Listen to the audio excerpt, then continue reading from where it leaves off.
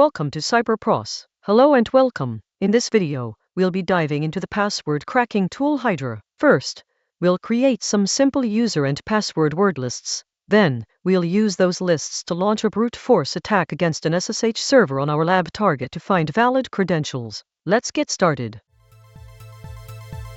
First, we'll update our package lists to make sure we can fetch the latest version of the tool we need. Now we will install Hydra using the apt package manager. The Y flag automatically confirms the installation prompt.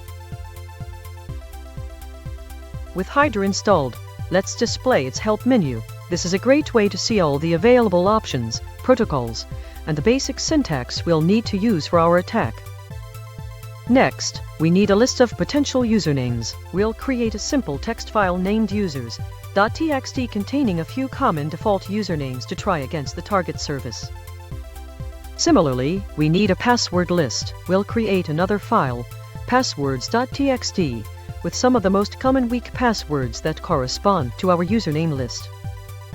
Now we'll launch the brute force attack. We use L to specify our user list, P for our password list, T16 to run 16 attempts in parallel, and VV for verbose output, targeting the SSH service on 172.18.0.5.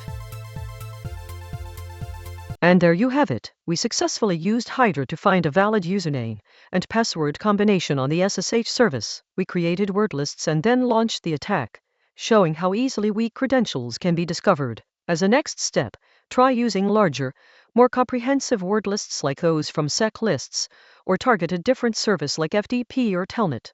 Thanks for watching. If this helped you, please subscribe for more. Thanks for watching.